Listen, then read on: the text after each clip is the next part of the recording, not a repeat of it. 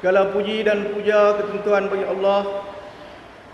Kita memujinya, memohon pertolongan dan keampunan kepadanya. Kita berlindung kepada Allah dari kejahatan diri kita dan kejelekan amalan-amalan kita. Barang siapa yang Allah beri petunjuk, maka tidak ada yang dapat menyesatkannya. Dan barang siapa yang Allah sesatkan, maka tidak ada yang dapat memberinya hidayah. Saya mengaku bahawa tiada yang berhak disembah dengan benar-benar kecuali hanya Allah semata-mata. Tidak ada sekutu baginya, dan saya mengaku bahawasanya Nabi Muhammad SAW adalah hamba dan utusan Allah. Saya petik daripada surah Al-Imran ayat 102 yang bermaksud, hai orang-orang yang beriman, bertakwalah kepada Allah dengan sebenar-benar takwa, dan jangan sekali-kali kamu mati kecuali dalam keadaan Islam. Wala tamutunna, jangan sekali-kali kamu mati kecuali dalam Islam. Firman Allah lagi dalam surah Al-Ahzab ayat 70 dan 71 yang bermaksud, wahai orang-orang beriman, bertakwalah kamu kepada Allah dan katakanlah dengan perkataan yang benar, nescaya Allah memperbaiki bagimu amalan-amalanmu dan mengampuni bagimu dosa-dosa kamu. Dan barang siapa mentaati Allah dan Rasulnya, maka sesungguhnya ia telah mendapat kemenangan yang besar. Sesungguhnya sebenar-benar perkataan adalah kitabullah. Sebaik-baik petunjuk adalah petunjuk Muhammad SAW. Seburuk-buruk perkara adalah yang diada-adakan dalam agama. Setiap yang diada-adakan adalah bid'ah, dan setiap bid'ah itu adalah sesat, dan setiap kesesatan itu tempatnya di neraka. Tuan-tuan, saudara-saudara AJK yang saya hormati sekalian, dan pendukung-pendukung sunnah yang lama berjuang dalam persatuan Islah ini, dan saya sendiri bersyukur kepada Allah kerana diberi kesempatan meneruskan perjuangan saudara-saudara kita yang lepas dalam menegakkan perjuangan sunnah wal jamaah di negeri Perlis ini. Walaupun Al-Islah telah ditubuhkan sejak tahun 1965 lagi, tetapi sekarang kita dapati masih berada dalam tahap yang tidak boleh dibanggakan. Namun saya beranggapan, dengan kita berdikit-dikit memelihara dan menjaga persatuan ini, dapatlah kita bergerak lebih pantas daripada apa yang dijangkakan, insya-Allah. Baru-baru ini saya mendapat email daripada seorang saudara kita daripada Pulau Pinang. Dia ini berasal daripada Perlis, iaitu penolong pendakwa raya, saudara Muklis telah memberi pandangan yang khalis buat Al-Islah. Email ini kita terima dengan terbuka, komen dan pujian. Kata saudara Mukris, dulunya Al-Islah adalah kita dapati kumpulan-kumpulan datuk-datuk dan pakcik-pakcik yang berhimpun untuk belajar. Dan katanya satu inspirasi yang sukar memikat untuk pemuda-pemudi untuk mampir, untuk hampir dan sertai. Saya setuju dengan pandangan saudara Mukris bahawa kita perlu membuat perubahan paradigma bagi memajukan Islam. Kita perlu memikirkan arah tuju kita yang lebih kondusif, lestari serta beristiqamah. Sebenarnya saya tidak memikirkan saran kerja tahunan Hanya saya nak sebut sini beberapa perkara saja yang bersangkut dengan persatuan ini secara ringkas.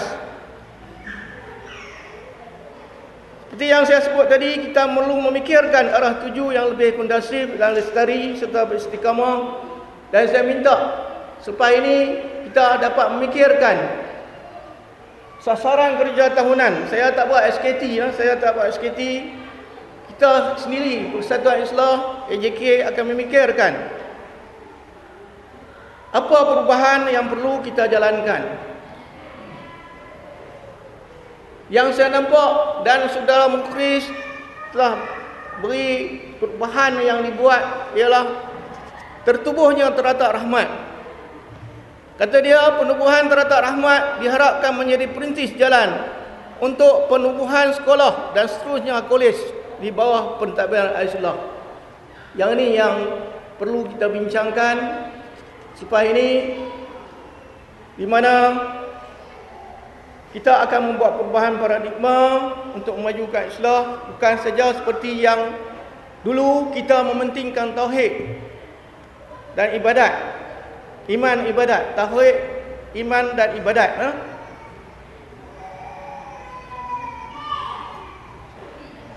Izinkan saya mengambil daripada apa yang Barat telah lakukan, iaitu SWOT, SWOT, iaitu kita ada kekuatan sekarang, kita ada kekuatan strength, iaitu kita sudah ada bangunan Al-Islah.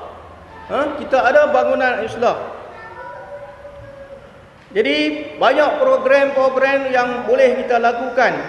Kalau dulu sebelum tahun 1990, benarnya persatuan bangunan ini ditubuhkan pada tahun 1990. Dalam tahun 1987, dalam ucapan peresmian yang dilakukan oleh Datuk Mustafa Saad, ada saya bawa tu, tak payahlah kita dengar. Pada masa itu Islah hanya mempunyai RM30,000 dan belum dapat grant ataupun belum dapat nama tanah ini lagi. Jadi mengambil masa 3 tahun, daripada tahun 1987 Islah nak hanya ada RM30,000 saja. Bangunan ini hampir setengah juta. Jadi dalam masa 3 tahun itu, sebelum 1990 tu, dalam masa 3 tahun Islah telah mengumpul lebih kurang RM10,000. Di masa itu saya menjadi setiausaha, Ustaz Razak menjadi pengerusi, Pak Lah, Abdullah Haji Hassan menjadi bendahari, Pak Wan Hazim menjadi naib pengerusi. Jadi dalam masa 3 tahun Islah, bangunan Islah telah dapat dibangunkan dan pergerakannya masih seperti dulu, iaitu dia merupakan sebuah pusat pengajian saja. Pada hari Jumaat diadakan kelas pengajian. Tak ada 2 hari macam kita sekarang. Kita ada hanya hari Jumaat. Selepas kematian Syekh Nur pada tahun 1984, Islah telah bergerak seperti dulu juga, tapi semakin kurang, seperti yang disebut oleh Datuk Dr. Muhammad Razi Osman semasa kita berkunjung ke Al-Qayyim tempoh hari. Dia dapati bahawa kunjungannya ke sini pada, saya tak ingat tahun berapa, 2-3 tahun yang lepas, dia dapati kurang orang.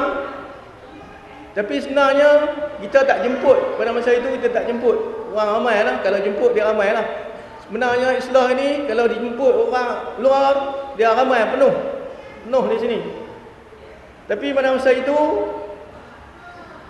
Datuk Dr. Muhammad Razi telah membandingkan Islah di Pokok Macang, yang dia kata beribu-ribu orang datang belajar, tapi setelah dia datang 2-3 tahun yang lepas, Islah nampak kurang peminat, menunjukkan kita telah kehilangan keluarga besar Al-Sunnah disebabkan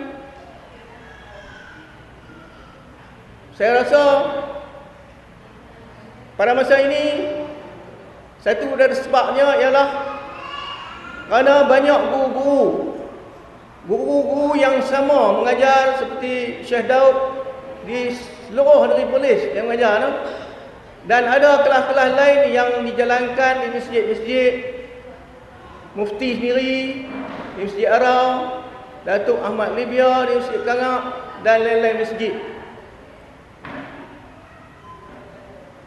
Di Masjid Al-Islah Ngulang juga ada guru sunnah yang mengajar di situ. Jadi kelas kita pengajian hari Jumaat dan Ahad berkurangan disebabkan banyak kelas-kelas telah dibuka. Ustaz Ehsan sendiri mengajar di Jelempuk, di mana lagi? Sepang 4 di apa, dekat Masjid Pak Mik dulu. Masjid Al-Ara lah, nama apa tu masjid tu? Nurul Mukminin. Nurul Mukminin.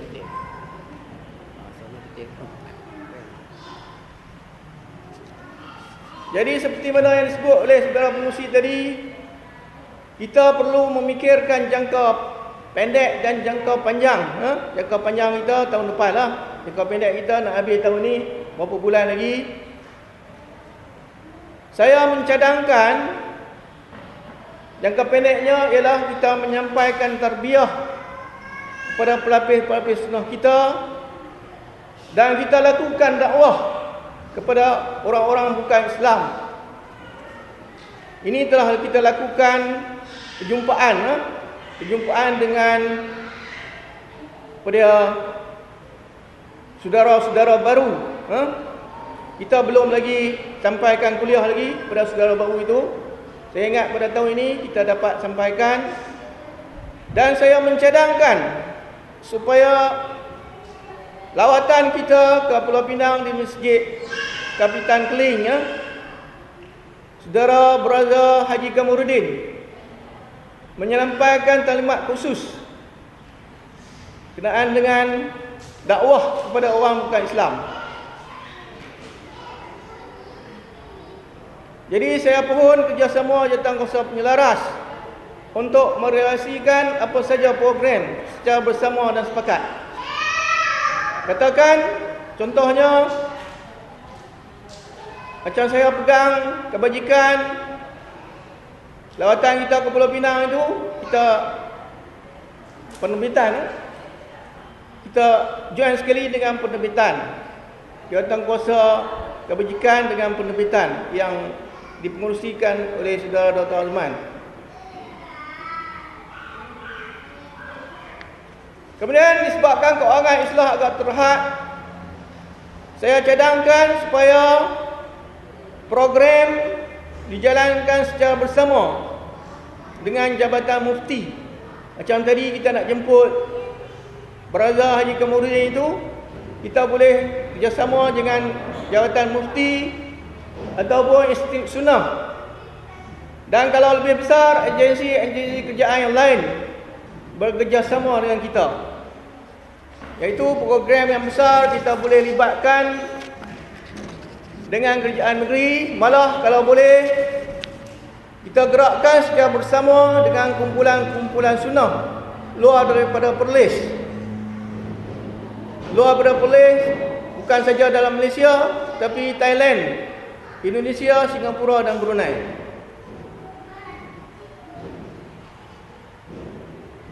Saya minta pengurusi penyelaras nanti dapat mencadangkan beberapa program jangka pendek dan jangka panjang yang kita harus lakukan. Tuan-tuan dan puan-puan pendukung sunnah yang saya hormati sekalian,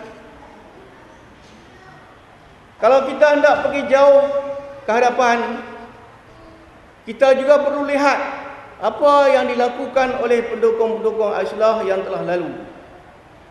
kita perlu kaji kekuatan dan kelemahan yang ada pada pemimpin-pemimpin yang terdahulu. Saya berpandangan keikhlasan itu sangat penting dalam kita hendak bergerak ke hadapan. Begitu juga dengan perbuatan kita semua adalah sangat penting bagi merealisasikan impian kita untuk menjadikan Islam sebuah pertubuhan yang dihormati dan disegani oleh semua orang Islam dan bukan Islam. Seperti yang saya sebut tadi, Al-Islah mempunyai kekuatan, mempunyai peluang untuk bergerak lebih ke hadapan.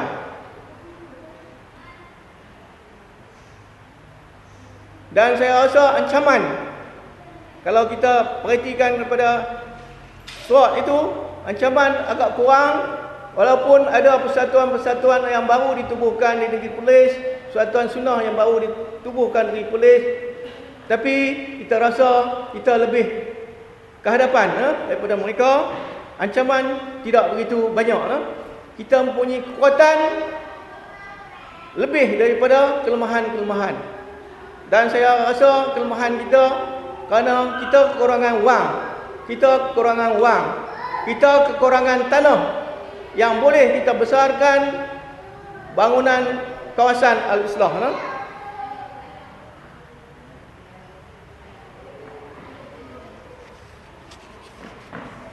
Dalam ucapan Setiausaha Pertubuhan Al-Qayyim di Mengkuang, Perang-Perai, kita dapati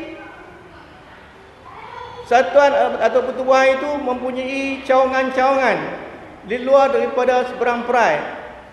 Jadi saya cadangkan supaya Persatuan Al-Islah perlu mewujudkan cawangan-cawangan di seluruh Malaysia. Kalau negeri Kedah, kita ada Cikgu Imran.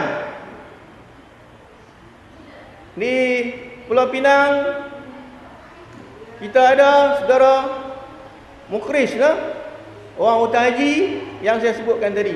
Di Perak, dalam lawatan kita itu, dan cikgu lupa dah nama cikgu Hamidun, dia boleh juga berhubung dengan Pulau Pinang. Kita akan wujudkan cawangan-cawangan Al-Islah di luar daripada negeri Perlis, insya-Allah. Dan saya rasa 3 bulan sekali kita akan jemput AJK ataupun pengerusi cawangan-cawangan itu untuk bermuzakarah dengan Satuan Islah Induk di sini. Tapi saya rasa kekuatan kita perlu diperkukuhkan terlebih dahulu.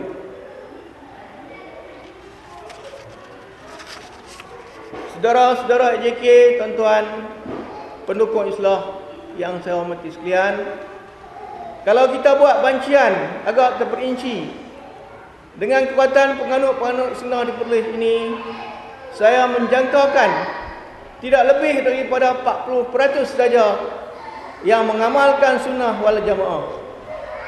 Itu pun kalau diperhalusi, pengamalan sunnah yang sebenar tidak sampai 10%. Oleh sebab itu kita juga perlu Al-Islah. Kita juga perlu memikirkan perkara ini dengan sebaik-baiknya. Golongan emas yang dahulunya menjadi ahli Al-Islah sudah lama menjauhkan diri, kecuali telah kembali meninggalkan kita. Kita perlu berjumpa dengan mereka dan bertanya khabar. Kalau perlu kita adakan hari keluarga Al-Islah. Kita jemput mereka dengan secara bersurat. Terhormat, kita jemput secara hormat. Kita tak boleh umumkan di sini. Kita kena bersurat. Kita cari ahli-ahli yang lama dan kita buat pemantauan, kita buat janji dengan mereka dan kita adakan hari keluarga.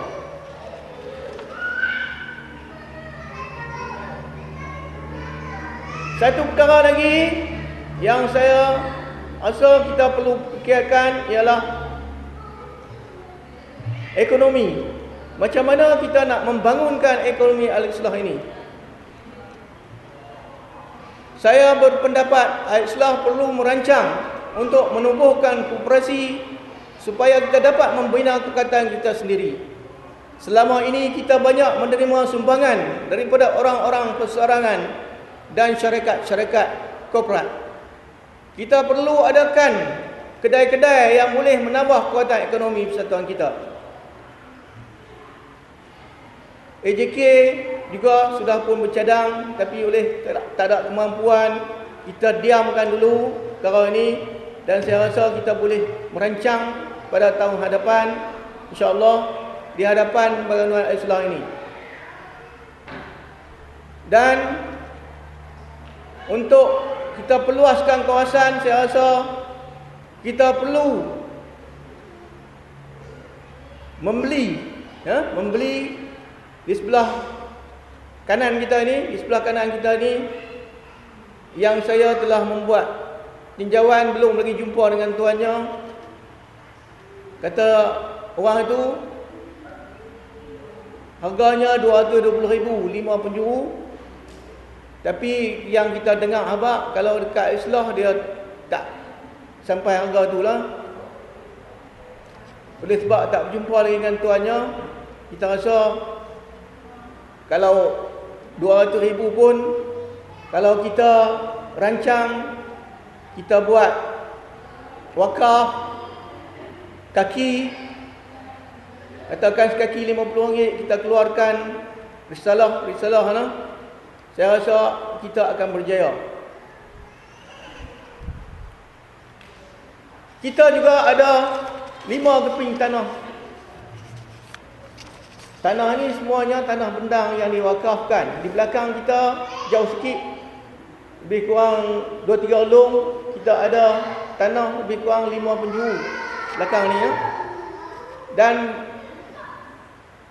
kita telah jumpa dengan tuannya 2 tahun yang lepas. Oleh sebab tuan tu hendakkan lebih harga, sebab dia kata dekat dengan jalan, tanah kita belakang sikit. Kita diamkan dulu, dan dengarnya sekarang ni boleh tukar gitu saja. Jadi kita rasa kita ada kekuatan untuk meluaskan kawasan Al-Islah ini lah. Seperti yang dicadangkan oleh saudara Mukris, kata dia, medan pendidikan sangat penting, kerana di situlah akan lahirnya generasi yang dapat menghargai dan memahami perjuangan dan aspirasi Al-Islah. Jika tidak, Al-Islah menjadi sebuah gerakan yang mandul dan tidak produktif, dan percayalah, hanya akan disejarahkan dalam masa terdekat. Jadi saya bersetuju dengan apa yang disebutkan oleh saudara Mukris ini. Kita perlu bergerak, dan jangan kita jadikan Al-Islah disejarahkan dalam masa yang terdekat ini. Kata dia, kejayaan penubuhan teratak rahmat diharapkan menjadi perintis untuk penubuhan sekolah dan seterusnya kolej di bawah pentadbiran Al-Islah. Jadi saya tak payah baca semualah. Satu lagi yang saya tertarik, yang dia petik daripada kata-kata Profesor Hamka lah.